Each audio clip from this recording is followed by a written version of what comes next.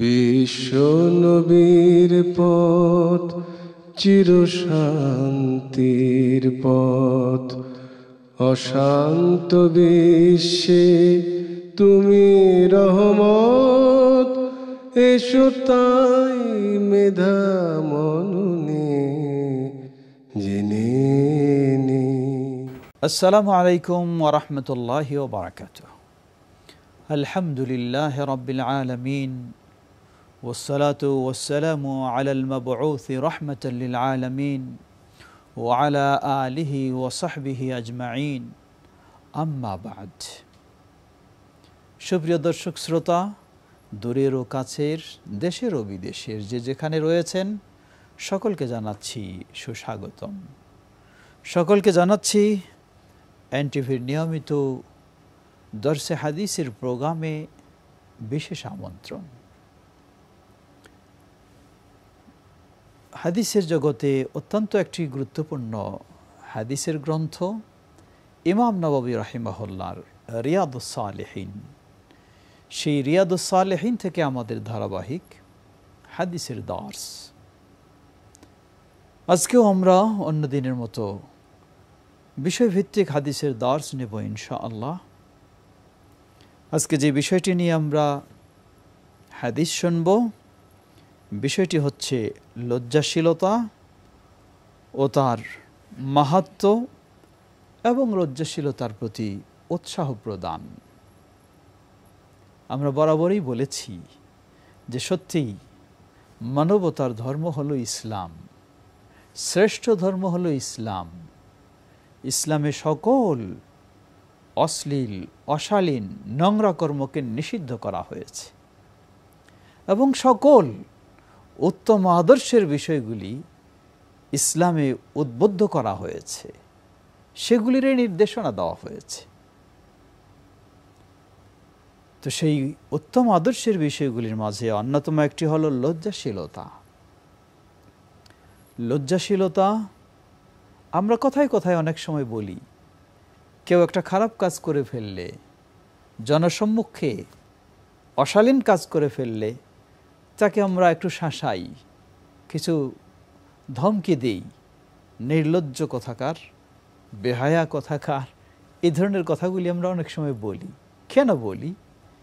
এগুলি তো এজন্যই বলি, একজন মানুষের যেই ধরনের হায়া, লজ্জাশীলতা থাকা দরকার, সেটা যখন থাকে না, তখন এই ব্যক্তি বহু নোংরা কাজ করে ফেলতে পারে, খারাপ কাজ করে ফেলতে পারে, যার ফলে তাকে এই শব্দগুলি প্রয়োগ করেই শাসানো হয়, তাকে উপদেশ দেওয়া হয়।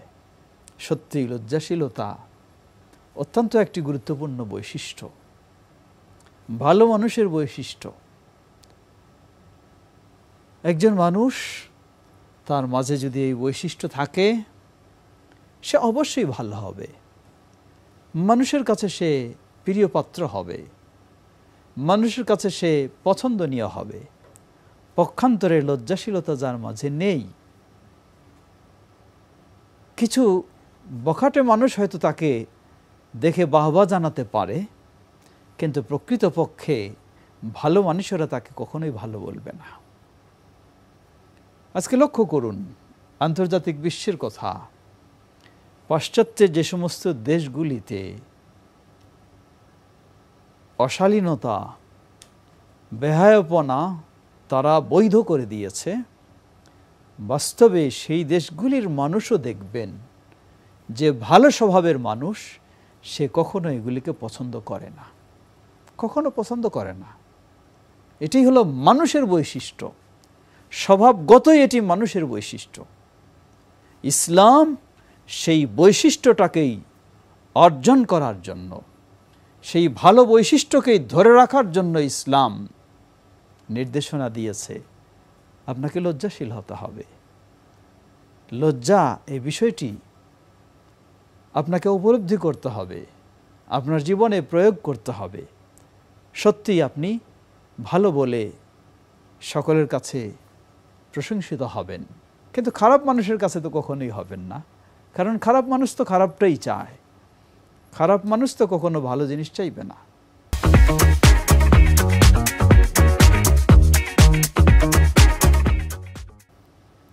উদাহরণস্বরূপ ধরে নেন, একখানে যদি একটা টিম, একটা দল মানুষ থাকে 10-15 জন, সবাই ছিনতাইকারী, সব ছিনতাইকারীদের মাঝে কেউ যদি ছিনতাই না করার কথা বলে যে এটা করা ঠিক নয়, এটা খারাপ কাজ, এটা কষ্টের কাজ, এটা ক্ষতিকারক কাজ, সেখানে বাকিরা কিন্তু তাকে কখনো বাহবা জানাবে না, ভালো বলবে না। সবাই তাকে প্রয়োজনে শাসাবে, প্রয়োজনে তাদের দল থেকে তাকে বের করে দিবে। কারণ বাকিরা সবাই ছিনতাইকারী, সবাই খারাপ মানুষ, তারা খারাপটাকেই ভালো জানে, খারাপটাকেই পছন্দ করে। ঠিক একইভাবে আমাদের সমাজে দেখবেন, নারী হোক বা পুরুষ হোক, কেউ যদি অশ্লীলতাকে পছন্দ করে, অশ্লীলতাই হলো তার সামাজিকতা, তার কাছে তো লজ্জাশীলতা ভালো মনে হবে না। কিন্তু প্রকৃত যারা ভালো মানুষ, তারা অবশ্যই লজ্জাশীলতাকে ভালো বলেই গ্রহণ করবে। এটি ভালো বৈশিষ্ট্য, এটি স্বভাব, মানুষের সৃষ্টিগত স্বভাবের সাথে মেল খায়। আসুন আমরা সেই বিষয়ে ইমাম নওয়াবী রাহিমাহুল্লাহ রিয়াদুস সালেহিনে এই পর্বে বেশ কয়েকটি 4টি হাদিস নিয়ে এসেছেন। আমরা হাদিসগুলি একটু শুনব, সেগুলি থেকে শিক্ষা নিয়ে আমাদের স্বভাবকে সুন্দর করার চেষ্টা করব। আল্লাহ আমাদের তৌফিক দান করুন। হাদিস নিয়ে এসেছেন প্রসিদ্ধ সাহাবী আব্দুল্লাহ ইবনে ওমর রাদিয়াল্লাহু তাআলা আনহুমা হতে বর্ণিত। তিনি বলছেন, আন্না রাসূলুল্লাহ সাল্লাল্লাহু আলাইহি ওয়াসাল্লাম মাররা আলা রাজুলিন মিনাল আনসার ওয়া হুয়া ইয়াইদু আখাহু ফিল হায়াই فقال رسول الله صلى الله عليه وسلم دعه فإن الحياء من الإيمان متفق عليه صحيح البخاري ও সহিহ মুসলিমের হাদিস। আল্লাহ রাসূল সাল্লাল্লাহু আলাইহি ওয়াসাল্লাম একদা এক আনসারী সাহাবীর পাশ দিয়ে যাচ্ছিলেন। দেখছেন যে ওই আনসারী সাহাবী তিনি তার ভাইকে কিছু উপদেশ দিচ্ছেন। কি উপদেশ দিচ্ছেন? লজ্জার ব্যাপারে। বলছেন, তুমি এত লজ্জা করো কেন? লজ্জাবাদ দাও, লজ্জা কমাও। এইভাবে উপদেশ দিচ্ছেন। আল্লাহ রাসূল সাল্লাল্লাহু আলাইহি ওয়াসাল্লাম ওই আনসারী সাহাবীকে বললেন, দাহু ফাইন্নাল হায়া মিনাল ঈমান। বললেন, তুমি তাকে এইভাবে বলো না, তার এইভাবে উপদেশ দিও না, কারণ লজ্জাশীলতা হলো ঈমানের বিষয়। সুবহানাল্লাহ। এর মানে কি? লজ্জাশীলতা ঈমানের বিষয়। অতএব কাউকে লজ্জা কমানোর জন্য, লজ্জা বর্জনের জন্য উপদেশ দিতে হয় না, উপদেশ দিতে হয় লজ্জাশীল হওয়ার জন্য, যেহেতু লজ্জাটাই হলো ঈমানের বিষয়। লক্ষ্য করুন, বাহ্যিকভাবে আমাদের সমাজেও দেখবেন, যেই মানুষ যত ঈমানদার তিনি তত লজ্জাশীল মানুষ, আর যেই মানুষ যত ঈমানে দুর্বল তিনি তত নির্লজ্জ। ছোট্ট একটি উদাহরণ, একজন ঈমানদার মানুষ যার মাঝে লজ্জা রয়েছে, সে জনসম্মুখে সে দাঁড়িয়ে মলমূত্র ত্যাগ করবে, এমনটা তার পক্ষে কখনো হতে পারে না। এমন কাজ সে করতে পারে না। যার মাঝে ঈমান রয়েছে, লজ্জা রয়েছে, সেই কাজ করতে পারে না। পক্ষান্তরে যার মাঝে ঈমান নেই, লজ্জা নেই, সে জনসম্মুখে মলমূত্র ত্যাগ বলুন, আরও যত নোংরা কাজ বলুন, সব কিছুই করতে পারে, কিছুই তার কাছে যায় আসে না। দ্বিতীয় হাদিসে আমরা আসি। প্রসিদ্ধ সাহাবী ইমরান ইবনে হুসাইন রাদিয়াল্লাহু তাআলা আনহু তিনি বর্ণনা করছেন, قال رسول الله صلى الله عليه وسلم الحياء لا يأتي إلا بخير متفق عليه وفي رواية لمسلم الحياء خير كله أو قال الحياء كله خير الحياء لا يأتي إلا بخير। লজ্জাশীলতা কল্যাণ ছাড়া কোনোই কিছু নিয়ে আসে না। মানে লজ্জাশীলতার মাঝে অবশ্যই কল্যাণ নিহিত রয়েছে। সহিহ মুসলিমের বর্ণনা, এটি বুখারী এবং মুসলিম। সহিহ মুসলিমের বর্ণনায় আবার বলছেন, আল হায়াউ খায়রুন কুল্লুহু, লজ্জাশীলতার সবটাই হলো কল্যাণকর। সবটাই কল্যাণকর। সুবহানাল্লাহ। সুতরাং ইসলাম এমন কল্যাণকর বিষয়ের ক্ষেত্রেই সবসময় উদ্বুদ্ধ করে থাকে। এরপরের হাদিসে আমরা যাব। তৃতীয় হাদিস, প্রসিদ্ধ সাহাবী আবু হুরায়রা রাদিয়াল্লাহু তাআলা আনহু তিনি বর্ণনা করছেন, যিনি সবচেয়ে বেশি রাসূলুল্লাহ সাল্লাল্লাহু আলাইহি ওয়াসাল্লামের কাছ থেকে হাদিস বর্ণনা করেছেন। আল্লাহ রাসূল সাল্লাল্লাহু আলাইহি ওয়াসাল্লাম তিনি বলেন, আল ঈমানু বিদ'উ ওয়া সাব'উনা আও বিদ'উ ওয়া সিত্তুনা শু'বাতান আফদালুহা কাওলু লা ইলাহা ইল্লাল্লাহ ওয়া আদনাহা ইমাতাতুল আযা আনিত তারিক ওয়াল হায়াউ শু'বাতুম মিনাল ঈমান। মুত্তাফাকুন আলাইহি। সুপ্রসিদ্ধ একটি হাদিস, সহিহ বুখারী এবং মুসলিমের। আল্লাহ রাসূল সাল্লাল্লাহু আলাইহি ওয়াসাল্লাম বললেন, ঈমানের শাখা প্রশাখা 70-এরও বেশি বা 60-এরও বেশি রয়েছে ঈমানের শাখা প্রশাখা। ওয়া আফদালুহা কাওলু লা ইলাহা ইল্লাল্লাহ, আর ঈমানের শাখা প্রশাখার মাঝে সবচেয়ে উত্তম যেটি, সেটি হলো লা ইলাহা ইল্লাল্লাহ বলা। লা ইলাহা ইল্লাল্লাহ এটি হলো আল্লাহর তাওহীদের স্বীকৃতি দেওয়া, আল্লাহর একত্ববাদের ঘোষণা দেওয়া, শিরক মুক্ত হওয়ার ঘোষণা দেওয়া। এটি হলো শুরু, এটা দিয়েই ইসলাম শুরু। তাই ঈমানের শাখাগুলির মাঝে এই শাখাটা হলো সবচেয়ে শ্রেষ্ঠ শাখা, প্রথম শ্রেণীর শাখা। দ্বিতীয় বলতেছেন, ওয়া আদনাহা ইমাতাতুল আযা আনিত তারিক, ঈমানের সর্বনিম্ন শাখাটা হলো রাস্তা থেকে কষ্টদায়ক বস্তু সরিয়ে দেওয়া। সুবহানাল্লাহ। লক্ষ্য করুন, ঈমান কাকে বলে? ঈমান কাকে বলে? কি জিনিস ঈমান? আমরা অনেক সময় ভাবি, মনে করি আল্লাহর প্রতি বিশ্বাস, আখিরাতের প্রতি বিশ্বাস, ফেরেশতাদের প্রতি বিশ্বাস, যে 6টা জিনিস, এগুলি হলো ঈমান। আর কিছু বোধহয় ঈমানে নেই। সুবহানাল্লাহ। তা কখনোই নয়। মানুষের গোটা জীবনে যা কল্যাণকর রয়েছে সেটি হতে পারে আকীদাগত, হতে পারে বাচনিক, হতে পারে কর্মগত, সবগুলি ঈমানের অন্তর্ভুক্ত। সুবহানাল্লাহ। সব কাজে ঈমানের অন্তর্ভুক্ত। এই হাদিস বলে দিচ্ছে, রাস্তা থেকে আপনি কষ্টদায়ক বস্তু সরিয়ে ফেলবেন, এটাই ঈমানের একটি শাখা। এর মানে কি বলা হয়? এটা তো আপনার বিশ্বাসের সাথে বিষয় নয়, এটা আপনার কাজের সাথে বিষয়। আপনি রাস্তা দিয়ে চলছেন, দেখছেন একটা কষ্টদায়ক বস্তু পড়ে আছে, হতে পারে ইট, হতে পারে কাঁচের টুকরা, হতে পারে ব্লেডের মতো ধারালো কিছু জিনিস, যা মানুষ পথিকের পায়ে লেগে যেতে পারে, কষ্ট পাবে, অথবা কাঁটা গোজা যা কিছু, আপনি সরিয়ে ফেলবেন। সুবহানাল্লাহ। এটা ঈমানের কাজ, এটা ঈমানের বিষয়। সরিয়ে ফেললেন না, আপনি যেন একটা ঈমানের শাখায় দুর্বল, একটা ঈমানের শাখায় আপনি দুর্বল।